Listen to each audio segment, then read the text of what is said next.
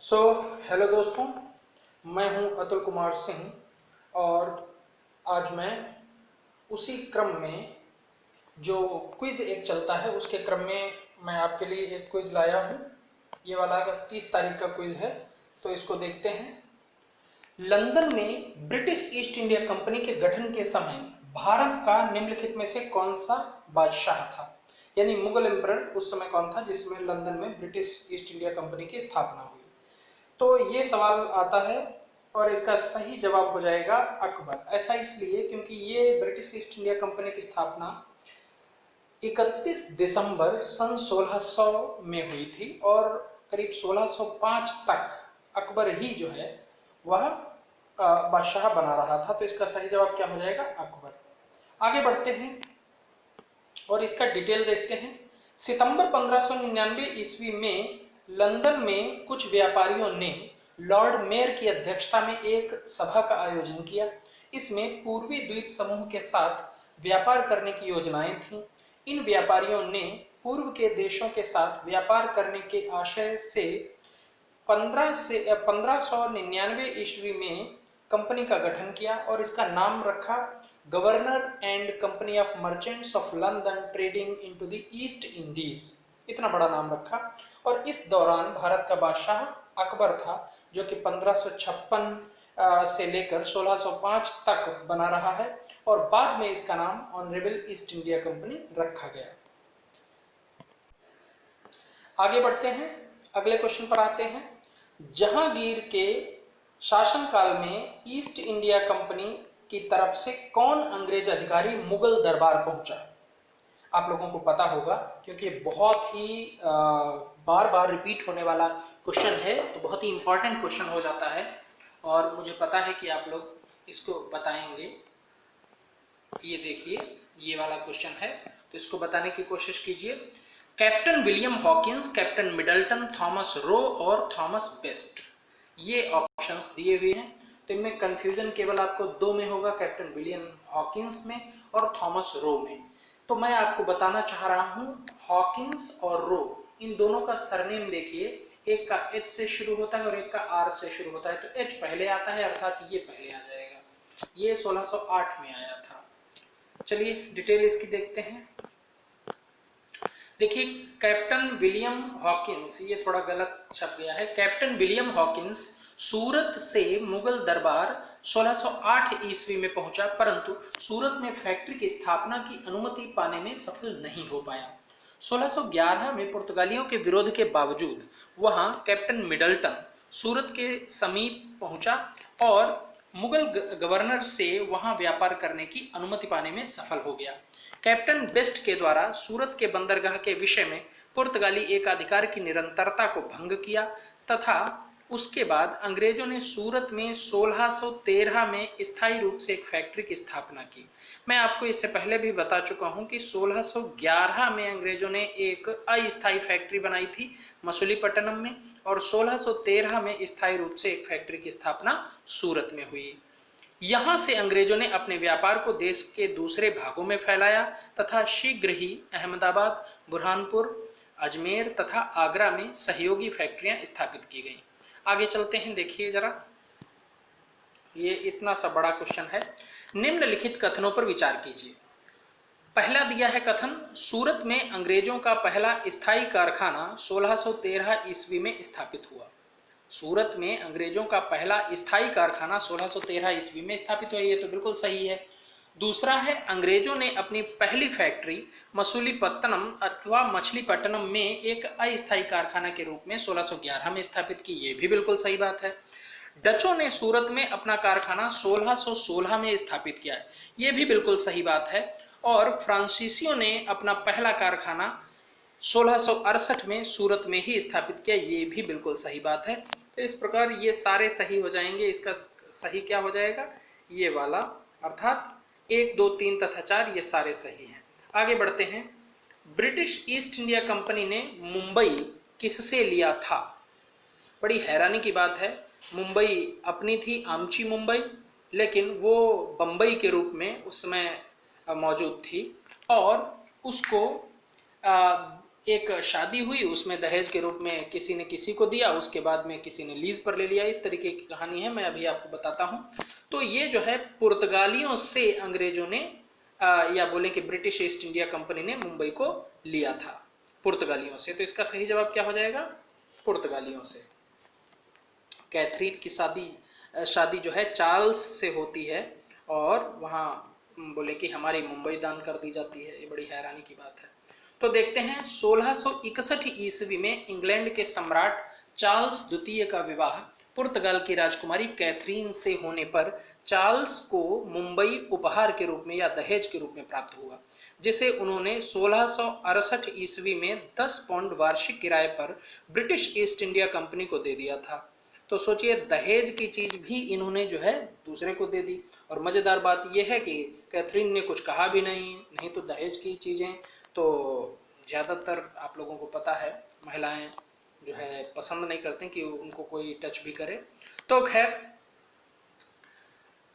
आगे बढ़ते हैं। ईस्ट इंडिया कंपनी के किस अंग्रेज गवर्नर को औरंगजेब द्वारा भारत से निष्कासित कर दिया गया था? देखिए जरा, आंगियर, सर जॉन चाइल्ड, यही चाइल्ड था और इसी को याद रखिएगा, चाइल्ड था, चाइल्ड जैसे काम करता था, इसीलिए औरंगजेब ने इसको निकाल दिया था। तो इस तरीके से आप इसको याद रखिए। अगला है सर जॉन गेयर और सर निकोलस वेट। तो सही जवाब क्या हो जाएगा इसका? Sir John child. तो आगे बढ़ते हैं, देखते हैं क्यों इसको निकाला गया था। तो देखिए जरा, मुंबई के अंग्रेज गवर्नर चार्ल्स जॉन चाइल्ड ने 1688 ईस्वी में मुंबई और पश्चिमी समुद्र के तट के मुगल बंदरगाह घेरा डाला तथा मक्का जाने वाले हज यात्रियों को बंदी बनाने का प्रयास किया। फलस्वरूप उसे औरंगजेब ने भारत से निष्कासित करने का आदेश दिया था। मुगल शासक औरंगजेब के सामने उसे विवश होना पड़ा और अंततः माफी मांगनी पड़ी। तो इस तरीके से ये रहा है। फिर आगे बढ़ते हैं। निम्नलिखित में से प्रथम कर्नाटक युद्ध का कौन सा तात्कालिक कारण था? देखिए, हर चीज के दो कारण होते हैं, एक होता है कि कारण या मुख्य कारण, और एक होता है तात्कालिक कारण। ठीक है ना? तो इस तरीके के सवाल में आपको तात्कालिक कारण का मतलब उस समय पर क्या घटना हुई, अचानक क्या घटना हुई। जैसे हमारे यहाँ चीन से और हमसे यानी चीन से और भारत से बहुत दिनों से एक तरीके से खट्टापन चल रहा है, यानी विवाद चल रहा है। लेकिन तात्कालिक कारण अगर युद्ध होता है तो तात्कालिक कारण क्या माना जाएगा? तो तात्कालिक कारण गलवान की घटना मानी जाएगी। तो यहाँ पर देखते हैं तात्कालिक कारण क्या था। एक लिखा है अंग्रेजों और फ्रांसीसियों के बीच प्रतिद्वंदिता थी। तो प्रतिद्वंदिता तो चलती रहती है, वो कोई तात्कालिक कारण नहीं। ऑस्ट्रिया की राजगद्दी की जंग, ऑस्ट्रिया की राजगद्दी की जंग भी 6-7 साल पुराना मामला था। फिर कर्नाटक की राजगद्दी का मसला, ये भी था, लेकिन ये भी तात्कालिक नहीं था। और अगला है अंग्रेजों द्वारा फ्रांसीसी जहाजों का अधिग्रहण। तो तात्कालिक कारण जो हो जाएगा वो यही हो जाएगा। कौन सा वाला? अंग्रेजों द्वारा फ्रांसीसी जहाजों का अधिग्रहण। अब देखते हैं इसका डिटेल में, देखिए जरा। कर्नाटक का प्रथम युद्ध 1746 से 1748 ऑस्ट्रिया के उत्तराधिकार युद्ध, जो कि 1740 में आरंभ हुआ था, उसका विस्तार मात्र था। अर्थात कर्नाटक में जो युद्ध हुआ था 1746 से 1748 के बीच, वो युद्ध की जड़ में क्या था? ऑस्ट्रिया का उत्तराधिकार युद्ध। ओके, और उस युद्ध को लेकर दोनों में विवाद था। वही विवाद यहाँ पर भी परिणत उसकी हो गई युद्ध के रूप में। गृह सरकारों की आज्ञा के विरुद्ध ही दोनों दलों यानी अंग्रेजों एवं फ्रांसीसियों में 1746 में युद्ध प्रारंभ हो गया। अंग्रेज कैप्टन बर्नेट के नेतृत्व में, ये सही होना चाहिए इसका, बर्नेट के नेतृत्व में अंग्रेजी सेना द्वारा कुछ फ्रांसीसी जहाजों पर अधिकार कर लिया गया और यही तात्कालिक कारण बन गया। प्रथम कर्नाटक युद्ध के समय ही कर्नाटक का नवाब था अनवरुद्दीन ने महफूज खां के नेतृत्व में 10,000 भारतीय सेना को फ्रांसीसियों पर आक्रमण करने के लिए भेज दिया। लेकिन कैप्टन पैराडाइज के नेतृत्व में फ्रांसीसी सेना ने नदी पर स्थित सेंट थॉमे नामक स्थान पर नवाब की सेना को पराजित कर दिया। यूरोप में युद्ध बंद होते ही कर्नाटक का प्रथम युद्ध भी समाप्त हो गया। ए ला शॉपेल की संधि, इसको याद रखिएगा, ये कई बार पूछी जाती है। ए ला शॉपेल की संधि, ये संधि जो है 1748 से ऑस्ट्रिया के उत्तराधिकार का युद्ध जब समाप्त हुआ तो ये ए ला शॉपेल की संधि हुई। और उस संधि से ही ऑस्ट्रिया के उत्तराधिकार का मसला समाप्त हो गया और मद्रास अंग्रेजों को दोबारा मिल गया। कर्नाटक का पहला युद्ध सेंट थॉमे के युद्ध के लिए स्मरणीय है। तो इस तरीके से इसको याद रखिएगा। आगे बढ़ते हैं और इसमें पूछा जा रहा है निम्नलिखित में से कौन सा पहला यूरोपियन व्यक्ति था जिसने भू क्षेत्र अर्जित करने के उद्देश्य से भारतीय राजाओं के झगड़ों में भाग लेने की नीति प्रारंभ की। तो देखिए ये नीति क्या क्लाइव की थी या डुप्ले की थी या अल्बुकर्क की थी या वॉरेन हेस्टिंग्स की। तो सही जवाब इसका क्या हो जाएगा? डुप्ले। सही जवाब इसका हो जाएगा, सॉरी इसको डुप्ले लगाऊंगा, यानी ये वाला पार्ट मैं फिर से इसको लगाने की कोशिश कर रहा हूं। तो देखिए ये हो जाएगा डुप्ले।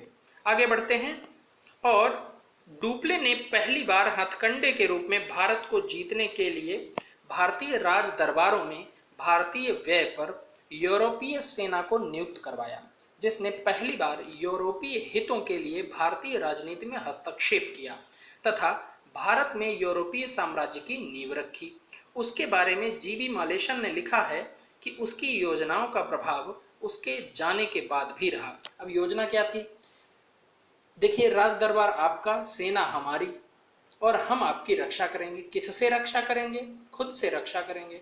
इस तरीके की इसकी योजना रहती थी और जिसे उसने अपनी सूझबूझ से बनाया और सूझबूझ से बोले कि ये भूमि तैयार की और उसे उर्वर बनाया और वह क्षमता जो उसने दर्शाई उसके लौटने के तुरंत बाद उसके प्रतिनिधियों ने उपयोग की और उसका अधिक से अधिक लाभ उठाया। ये सब बात किसने लिखी है? जीबी मालेशन। तो कई बार ऐसा कथन भी पूछ दिया जाता है सिविल सर्विसेज में, तो उस पर ध्यान रखिए। आगे बढ़ते हैं।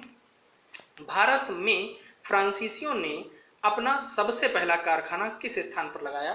तो आपको पता है, देखिए अंग्रेजों का सबसे पहला कारखाना स्थायी वाला वो भी सूरत में है और फ्रांसीसियों का कारखाना जो है वो भी सूरत में है। और तो और डचों का पहला कारखाना जो है, यद्यपि पहला जब हम कहते हैं तो पहला का मतलब स्थायी की बात हो रही है, तो वो वाला कारखाना सूरत में ही इन तीनों का रहा है। कौन कौन? अंग्रेज, डच और फ्रांसीसी। तो इनको आपको याद करने की जरूरत नहीं है, ये आप तुरंत लगा दीजिएगा क्या?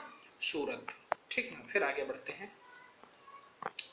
देखिए जरा, लुई 14वें के मंत्री कॉलवर्ट, क्या नाम है? कॉलवर्ट द्वारा 1664 ईस्वी में फ्रेंच ईस्ट इंडिया कंपनी की स्थापना हुई, जिसे कंपनी देस इंडेस ओरिएंटलिस कहा गया। फ्रांसीसी कंपनी का निर्माण राज्य द्वारा हुआ और राज्य ही इसका सारा खर्चा देता था। 1667 में फ्रांसिस कैरों के नेतृत्व में एक अभियान दल भारत के लिए रवाना हुआ, जिसने 1668 में सूरत में अपने पहले व्यापारिक कारखाने की स्थापना की। मरकारा गोलकुंडा के सुल्तान, ये एक जगह का नाम है मरकारा, मरकारा गोलकुंडा के पास में है, वहाँ के सुल्तान से अधिकार पत्र प्राप्त करके 1669 में मसूलीपट्टनम में दूसरी फ्रांसीसी कोठी स्थापित की गई। अब देखिए, एक था कि अंग्रेजों की पहली अस्थायी जो कोठी है या कारखाना है वो कहाँ बनाया गया था? वो मसूलीपट्टनम में बनाया गया था, वो पहला था उनका और अस्थायी था। और जब फ्रांसीसियों की बात करते हैं तो फ्रांसीसियों का भी अगर देखा जाए मसूलीपट्टनम में रहा है, लेकिन यहाँ पर ये वाला दूसरा है, तो ये याद रखिएगा। पहला कहाँ है फ्रांसीसियों का? सूरत। और अंग्रेजों का पहला कहाँ था? मसूलीपट्टनम, लेकिन वो अस्थायी था। और अंग्रेजों का स्थायी वाला कहाँ है? सूरत है। और वो कौन सा है? दूसरा, एक तरीके से कहें। खैर आगे बढ़ते हैं। देखिए जरा, भारत में निम्नलिखित में से किसे फ्रांसीसी कंपनी का संस्थापक माना जाता है? तो संस्थापक इसमें किसको माना जाता है? कोलबर्ट को ही माना जाता है। तो ये आप लगा लीजिएगा, कोलबर्ट, इसको याद रखिएगा।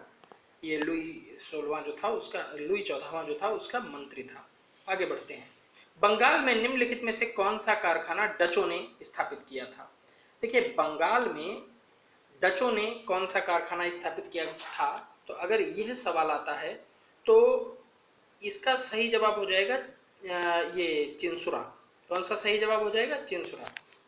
एक चीज मैं और बता दूं, इसका 1900 सॉरी चिंसुरा नहीं, इसका सही जवाब होगा पीपली। एक मिनट, ये चिंसुरा वाला उसके बाद वाला है, तो सही जवाब इसका हो जाएगा पीपली, क्योंकि ये पीपली में 1627 ईस्वी में ही डचों ने कारखाना स्थापित कर लिया था। और पीपली और चिंसुरा दोनों, और इवन हुगली, श्रीरामपुर, ये सारे बंगाल में ही हैं। तो पूछा भी गया है कि बंगाल में निम्नलिखित में से कौन सा कारखाना डचों ने स्थापित किया था। तो बंगाल में 1627 में पीपली में डचों ने कारखाना स्थापित किया था। लेकिन यहाँ पर प्रश्न में एक गड़बड़ी है कि बंगाल में निम्नलिखित में से कौन सा पहला कारखाना पूछा जाना चाहिए, तब तो पीपली हो जाएगा, क्योंकि पीपली और चिंसुरा दोनों में ही कारखाना स्थापित हुआ था। पीपली में भी कारखाना स्थापित हुआ था और चिंसुरा में भी स्थापित हुआ था। तो अगर पहला पूछा जाता है तब तो ये बात ठीक है, नहीं तो ये दोनों हो जाएंगे। जैसे आपको पता है कि इस तरीके के भी सवाल आते हैं जिनमें विवाद रहता है, तो ये भी एक विवादास्पद सवाल ही है। चलो इसका डिटेल देखते हैं। तो डिटेल है, डचों की बंगाल में पहली कंपनी पीपली में 1627 में स्थापित हुई। इसके कुछ ही दिनों बाद पीपली से डच बालासोर चले आए, परंतु बंगाल में डचों का व्यापार सही ढंग से 1653 में शुरू हुआ, जब उन्होंने चिंसुरा में अपनी कंपनी स्थापित की। तो देखिए, पीपली और चिंसुरा दोनों ही हैं, और पीपली में पहले स्थापित हुई और चिंसुरा में बाद में स्थापित हुई। और कहते हैं कि 17वीं शताब्दी के समाप्त होने तक 10 कंपनियां कासिम बाजार, पटना, ढाका, मालदा, बालासोर आदि स्थानों पर स्थापित हो चुकी थीं। और ये गए कब हैं? ये आए तो हैं 1605 में भारत, लेकिन ये गए हैं 1825 में, बहुत साल तक रुके हैं ये। आगे बढ़ते हैं।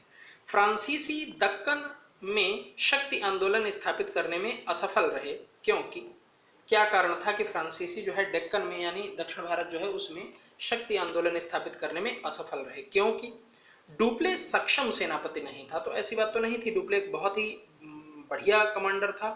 अंग्रेजों की फौज शक्तिशाली थी, ये बात बिल्कुल सही है, क्योंकि इसके बारे में आपको बता दूं कि इनके पास कोई भी नेवी में कोई भी जहाज नहीं थे फ्रांसीसियों के पास उस समय तक, और अंग्रेजों के पास बहुत बढ़िया बढ़िया जहाज थे और बहुत अच्छी उनकी नेवी थी।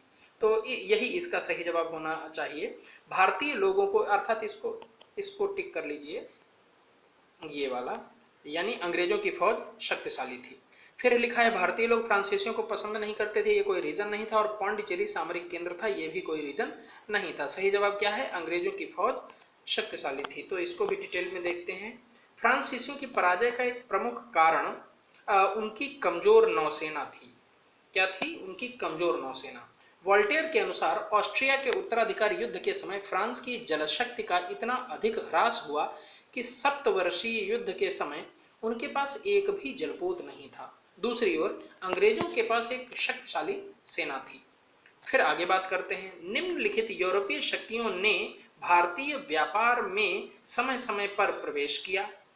तो पहला लिखा है अंग्रेज, दूसरा लिखा है डच, तीसरा लिखा है फ्रांसीसी, चौथा लिखा है पुर्तगाली। निम्नलिखित कूट के माध्यम से उनके प्रवेश का सही तिथिक्रम निर्धारित कीजिए। तो आपको पता है सबसे पहले तो पुर्तगाली आए, तो सबसे पहले पुर्तगाली आए का मतलब क्या हो जाएगा? ये वाला ही तुरंत आपको मिल जाता है, यानी बी वाला ऑप्शन देखिए, 4 2 1 3, ठीक है ना। 4 का मतलब है पुर्तगाली सबसे पहले आए, उसके बाद 1605 में डच आए, उसके बाद एक का अभिप्राय है अंग्रेज। ये अंग्रेज 1608 में भारत आया विलियम हॉकिंस के रूप में, यानी 1600 में कंपनी तो बन गई थी, लेकिन आप आए हैं जहांगीर के पास 1608 में। तो इस तरीके से हो जाएगा। और फ्रांसीसी जो है वो 1668 में आ पाए। तो इस तरीके से ये क्रम हो जाता है। आगे देखते हैं इनका, देखिए डिटेल में इनका दिया हुआ है। भारत में यूरोपीय शक्तियों के आगमन का क्रम इस प्रकार है। पुर्तगाली 1498 में आए, डच 1605 में आए, अंग्रेज 1608 में आए, डेनिश ये 1620 में आए। अंग्रेजों के बाद में डेनमार्क वाले डेनिश ये 1620 में आए, और फ्रांसीसी 1668 में आए। ये जान लीजिएगा, फ्रांसीसी सबसे बाद में आए। जबकि इनकी कंपनियों की स्थापना के वर्ष इस प्रकार हैं, देखिए जरा। पुर्तगाली कंपनी 1498 में ही बनी, नाम था एस्तादो द इंडिया। फिर डच ईस्ट इंडिया कंपनी जो थी उसका नाम था वेरिंग द ओस्ट इंडिशे कंपनी, और ये 1602 में बनी, अर्थात ये अंग्रेजों के बाद में बनी, लेकिन ये पहले आ गए थे।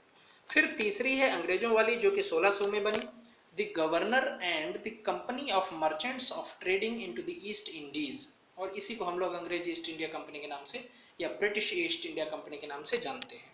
फिर अगला है डेनिश ईस्ट इंडिया कंपनी, ये 1616 में बनी, और उसके बाद है ये कब आई? 1620 में आई। और अगली है कंपनी देस इंदसे ओरिएंटलेस, ये 1664 में बनी और 1668 में आ पाई।